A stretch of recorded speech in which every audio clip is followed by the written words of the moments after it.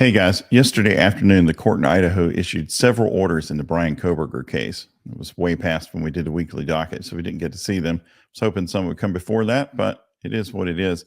One of them I wanted to go over with you because of its significance to the case, and that's what has been called the GAG order, although the court prefers you call it a non dissemination order, and that's fine.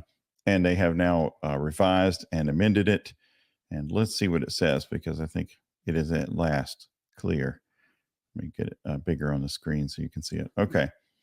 So here it is, revised amended non-dissemination order.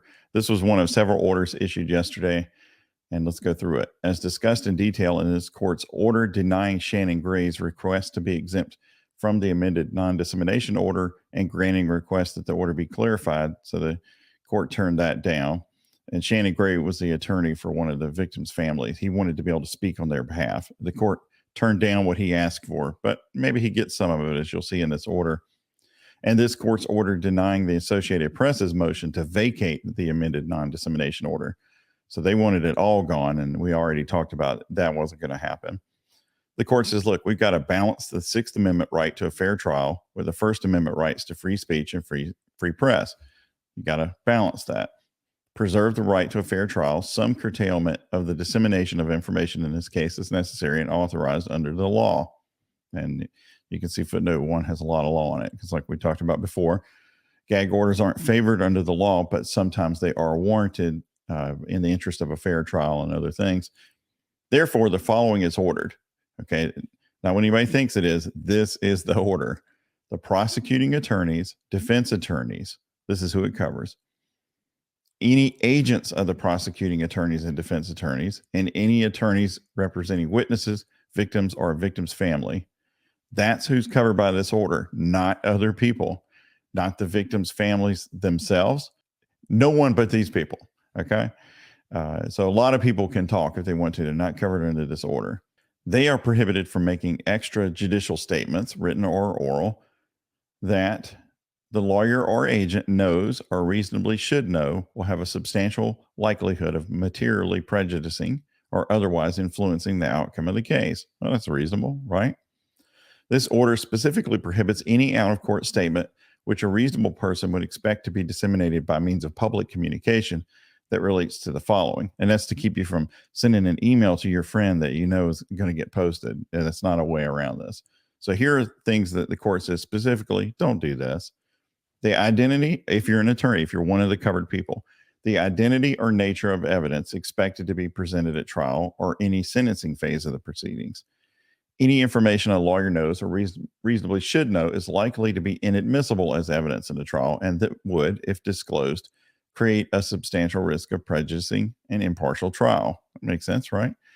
The character, credibility, reputation, or criminal record of a party, victim, or witness, the identity of a witness, the expected testimony of a party, victim, or witness, the performance or results of any examination or test, or the refusal or failure of the defendant or a witness to submit to an examination or test, any opinion as to the guilt or innocence of the defendant, the possibility of a plea of guilty to the offenses or any comment on any plea discussions, the existence of or contents of any confession, admission, or statement by the defendant, or the refusal of the defendant to make any statement.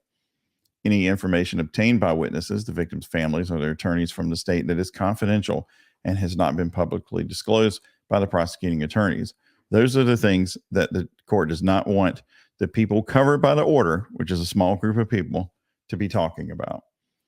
Attorneys involved in the case and their agents, as outlined in paragraph 1, because that's who's covered, attorneys involved in the case and their agents, may make extrajudicial statements, written or oral, concerning the following: the claim, offense, or defense involved, and except when prohibited by law, the identity of the parties involved, information that's in the public record, that and it didn't say court record, it says public record, that an investigation is ongoing, the scheduling or result of any step in litigation, a request for assistance from the public in obtaining evidence and information necessary to the state's case or the defense's case, a warning of danger concerning the behavior of a person involved when there is reason to believe there exists a likelihood of a substantial harm to an individual or the public interest, the identity, residence, occupation, and family status of the accused, fact, time, and place of arrest, the identity of investigating and arresting officers or agencies, and the length of the investigation, a statement that a reasonable lawyer would believe is required to protect a client from the substantial undue prejudicial effect of recent publicity not initiated by the lawyer or the lawyer's client. Any such statement shall be limited to such information as is necessary to mitigate the recent adverse publicity. Some lawyers use that as a pretty big loophole. No individual covered by this order shall deliberately avoid its prescriptions by actions indirectly or directly that result in violating this order. So no email to the friend that is going to leak it to the press and go, well, I didn't know that was going to happen. This order remains in full force and effect until the conclusion of a trial and any sentencing proceedings that may follow, unless so otherwise ordered by this court. So it won't expire on its own. It could be modified again. So the judge here, John C. Judge, has made what should be, for all the lawyers involved and anybody who wants to read it, a clear order that is limited in scope, in my opinion, and obviously in the judge's opinion, achieving this balance between a fair trial and the right of people to talk and the right of the public to know what's going on. So basically, it's really only, for the most part, covering attorneys and their agents. Read it yourself. So that's what it is. There shouldn't be any mystery anymore about if a victim's family member wants to say something, or even if a witness wants to say something, or a member of the public, or whatever. A lot of people can talk about a lot of things. Very limited prescription here. Seems very reasonable to me. That's it. Thanks. Bye.